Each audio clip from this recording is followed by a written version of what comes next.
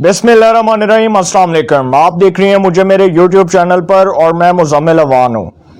वज़ारत आला से मुतल्लिक जो मेरी पेशीन गोई थी वो बिल्कुल दुरुस्त साबित हुई। पंजाब की वज़ारत आला एक बार फिर हमजा शहबाज साहब के पास गई और जो कुरानदाजी थी उसमें हमजा शहबाज साहब का नाम निकला। 179 वोट उन्होंने गेन किए, जबकि पाकिस्तान तहरीक इंसाफ को 186 वोट पड़े।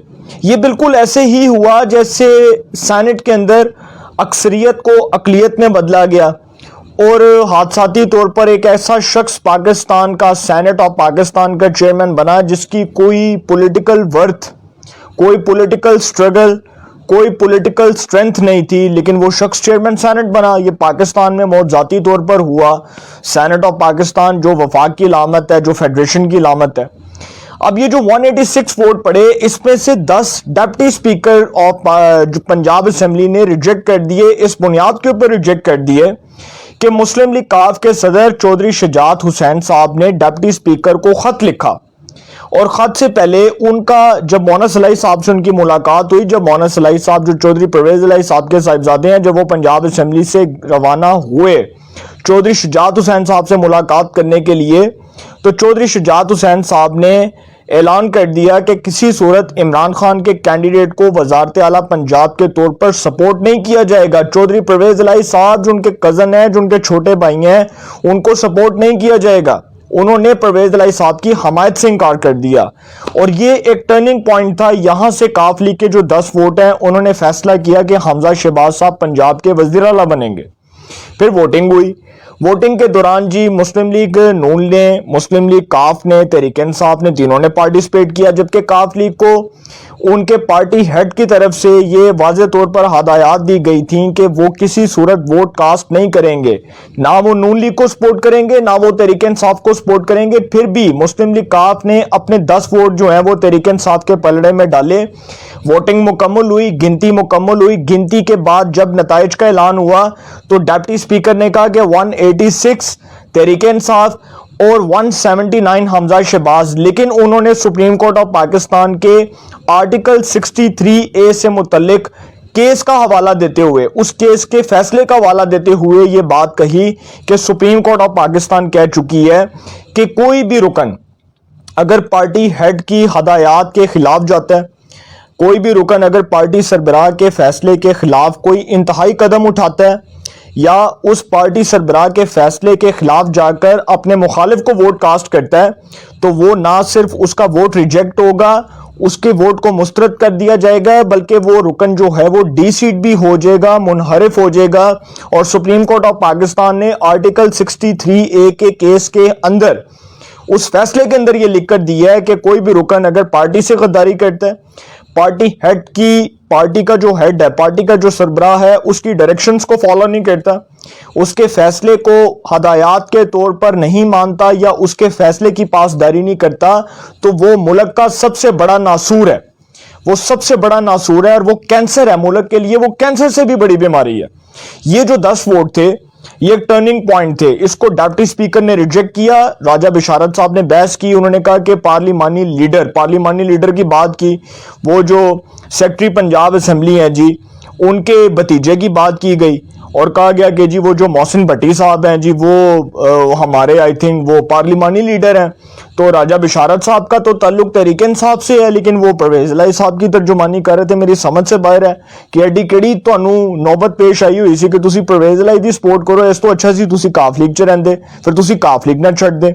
तो फिर उन्होंने जी परवेज अलाई साहब की तर्जुमानी करना शुरू कर दी कि आप उनको नहीं रोक सकते, आप वोट जो है वो कैंसिल नहीं कर सकते, आपको कोई, और भाई पार्टी का हेड कह रहा है, राजा बिशारत साहब आप आइन और कानून को अगर पढ़ के आए होते तो पार्टी का हेड अगर ये बात कर देता है कि आपका वोट शुमार नहीं होगा, आप किसी को वोट नहीं दे सकते, तो फिर कोई आपकी अथॉरिटी नहीं है, कोई आपका कैलिबर नहीं है कि आप किसी शख्स को जाकर कहेंगे जी वो वोट कास्ट करे। जब पार्टी के सरबराह की हैसियत से ही फैसला आ गया, और सुप्रीम कोर्ट ऑफ पाकिस्तान तो इसके ऊपर फैसला दे चुकी है कि मुस्तकबिल में कोई भी रुकन अगर इनहराफ करता है, कोई भी रुकन अगर अपनी पार्टी के अगेंस्ट जाकर वोट कास्ट करता है, तो वो नाअहल नहीं होगा, वो डी सीट होगा, वो उसका वोट मुस्तरद हो जाएगा। मुस्तकबिल में उसके ऊपर नाअहली की तलवार भी लटक सकती है। ये भी सुप्रीम कोर्ट ऑफ पाकिस्तान ने लिखा। फिर उन्होंने लिखा कि ये मुल्क के लिए नासूर हैं, ये लोग कैंसर है, और ये कैंसर से भी बड़ी बीमारी है। सुप्रीम कोर्ट ऑफ पाकिस्तान ने अपने फैसले में लिखा, हमजा साहब वज़ीर आला बन गए, हलफ उठाया, और कुछ ही घंटों बाद सुप्रीम कोर्ट पाकिस्तान जो है उसके सीनियर जजेस, सुप्रीम कोर्ट ऑफ पाकिस्तान के सीनियर जजेस ने सुप्रीम कोर्ट लाहौर रजिस्ट्री के अंदर समाअत की। अब यहां पर एक फड्डा पड़ गया, और वो जो फड्डा है ना, वो ये है कि एग्जेक्टिव और अदलिया अब आमने सामने आ चुके हैं, और अदलिया के ऊपर अब ये इल्ज़ाम लगना शुरू हो चुका है कि मखसूस जजेस जो हैं वो हर केस के अंदर एक बेंच बनाकर वही 3 रुकनी बेंच बैठता है, और वही बार बार केसेस सुनते हैं, वही उमर अताब बंदयाल, वही मुनीब अख्तर, वही जाजुल हसन। तो ये साकिब निसार के दौर की जो एक वो जो टेप है ना, वो फिर से चलना शुरू हो चुकी है। और लोगों का ये कहना है कि ऐसे मौक़ों के ऊपर या ऐसे हालात के अंदर हमें इंसाफ की कोई तवक्को नहीं है। नून लीग तो साफ कह चुकी है, और फिर पूरी जो इत्तेहादी जमातें हैं, जितनी भी इत्तेहादी जमातें हैं जो इस पर कॉलिशन गवर्नमेंट में है, जो इत्तेहादी हुकूमत है, उसका ये मौक़िफ़ है। उन्होंने ये मौक़िफ़ रखा अदलिया के सामने, सुप्रीम कोर्ट ऑफ बार ने, सुप्रीम कोर्ट बार काउंसिल ने, उसके बाद पाकिस्तान बार काउंसिल ने, वकला बरादरी ने, सहाफ़ियों ने, सब ने अदलिया के सामने ये मौक़िफ़ रखा। इत्तेहादी हुकूमत समेत सबका यह मौक़िफ़ था कि इसके ऊपर एक फुल कोर्ट बेंच बनाया जाए, सुप्रीम कोर्ट ऑफ पाकिस्तान के तमाम जजेस को इस पर शामिल किया जाए। क्योंकि अगर सुप्रीम कोर्ट ऑफ पाकिस्तान उसी पोजीशन के ऊपर वापस जाती है, जो कि आज उनके रिमार्क से लग रहा था कि वो शायद इसी पोजीशन के ऊपर वापस चले जाएं, और हमजा साहब जो हैं अगर उनको हटा दिया जाता है, और अगर उनको हटाया जाता है, तो पहली बात इसके ऊपर बड़ा सख्त किस्म का जवाबी रद्दअमल आएगा। क्योंकि मैं ये खुद एक्सपेक्ट कर रहा हूँ, ये मामला अब थमने का नाम नहीं लेगा, ये मामला फिर कंट्रोवर्सी की जद में जाएगा। अब अदलिया को ये फैसला करना है, ये मामला अदलिया के लिए इंतहाई पेचीदा हो चुका है, क्योंकि अदलिया को फैसला करना है कि जो उन्होंने हमजा शहबाज साहब की जो हैसियत से, जिस हैसियत से उन्होंने उनको बुरी वज़ीर आला बनाया था, उससे पहले जो उन्होंने आर्टिकल 63A के मुताबिक फैसला दिया, क्या वो फैसला आइन की रूह के मुनाफी था, या आइन की तशरीह के हक़ाइक़ के बिल्कुल जो है वो बरक्स था, या उन्होंने ये जो फैसला दिया ये आइन के मुताबिक, कॉन्स्टिट्यूशन के मुताबिक दिया। अब अदलिया ने इस चीज़ का फैसला करना है, क्योंकि अदलिया के इस फैसले से एक कानूनी इबहाम पैदा हो चुका है, और वो ये पैदा हो चुका है कि जो अदलिया ने फैसला दिया आर्टिकल 63A से मुतल्लिक, अगर वो परवेज इलाही को इस सूरत में बहाल करते हैं, आर्टिकल 63 कॉन्स्टिट्यूशन का, जिसके अंदर लिखा है party head, party head, party head, party head, मैं फिर बात कर रहा हूं पार्टी हेड, उसके अंदर पार्टी हेड का जिक्र है। पार्टी का जो सरबराह है उसके हदायत के मुताबिक अमल दरामद होगा। अगर नहीं होता तो इसका मतलब कि वो डी सीट का कानून लागू होगा, इलेक्शन होगा, वो मुनहरिफ हो जाएंगे, मुनहरिफ होकर election commission of Pakistan reference तैयार करेगा, और वो डेफिनेटली डी सीट हो जाएंगे।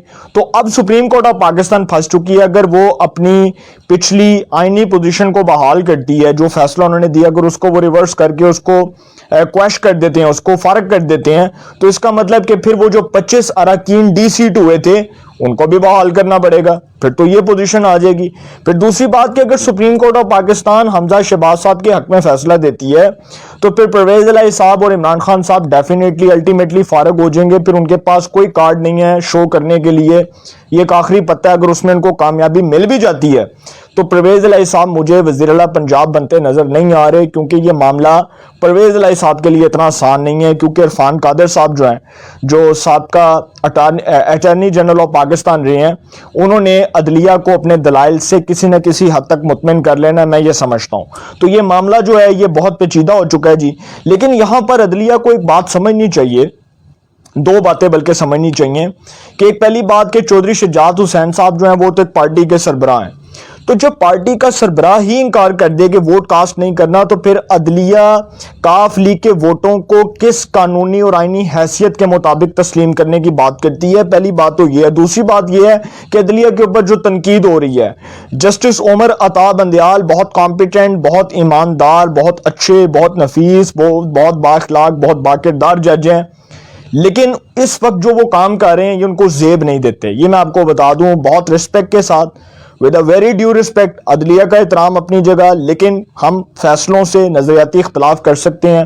اگر وہی ججز بار بار مخصوص بینچز کا حصہ بنیں گے, اگر وہی بینچز بار بار بنتے جائیں گے, وہی کیسز جو ہے وہ لگتے جائیں گے سیاسی کیسز میں, یہی تین ججز نے بیٹھ کر پاکستان کے مستقبل کا فیصلہ کرنا, تو پھر سر بہت سے سوالات اٹھیں گے, انگلیاں اٹھیں گی, اور جو چھینٹیں جو پڑ رہی ہیں اس ٹائم, میں بہت رسپیکٹ کے ساتھ بات کر رہا ہوں, یہ جو چھینٹیں پڑ رہی ہیں ایسا نہ ہو کہ اس کے داغ صاف نہ ہو, اور یہ ہمیں داغ صاف کرتے کرتے عرصہ لگ جائے, دیر لگ جائے, مہینے لگ جائیں. لیکن یہ اگر ثاقب نثار صاحب والی پوزیشن عدلیہ میں پھر آتی ہے تو یہ نظریہ ضرورت کو زندہ کرنے کے مترادف ہوگا. یہ بہت خطرناک قسم کا یہ کہ اسٹیپ ہو سکتا ہے.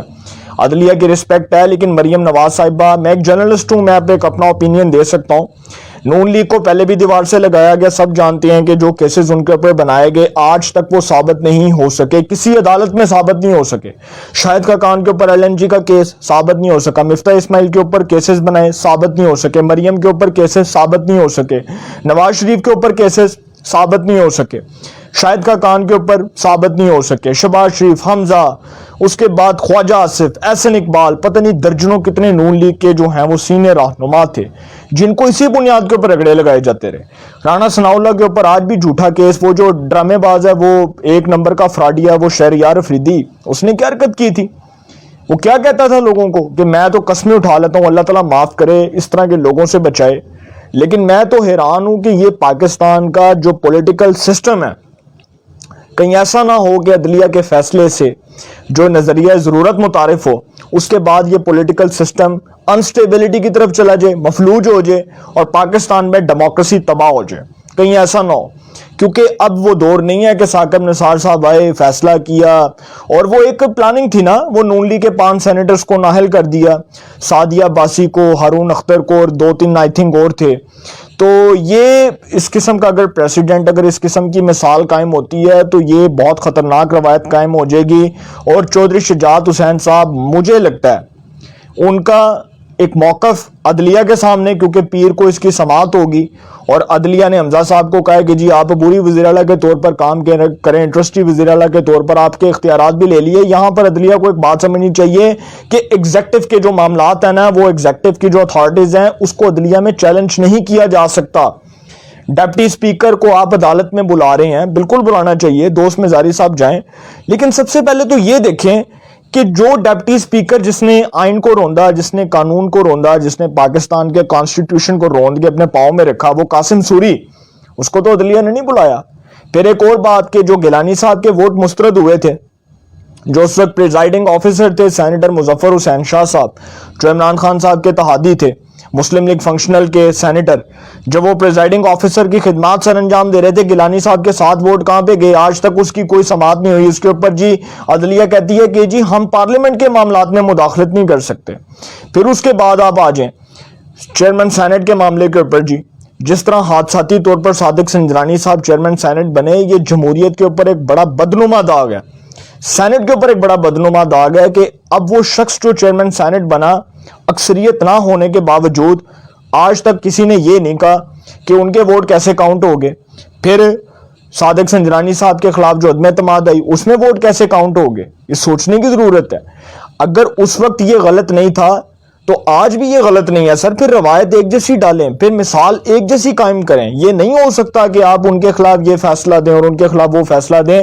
اس سے نظریہ ضرورت متعارف ہوگا اور کچھ بھی نہیں ہوگا. اور میں آپ کو ایک اور بات بتا دوں, مجھے پرویز الہی صاحب with a very due respect, میرے لیے بہت قابل احترام ہے, سینئر سیاستدان ہے, مجھے پرویز الہی صاحب وزیر اعلیٰ پنجاب بنتے نظر نہیں آ رہے.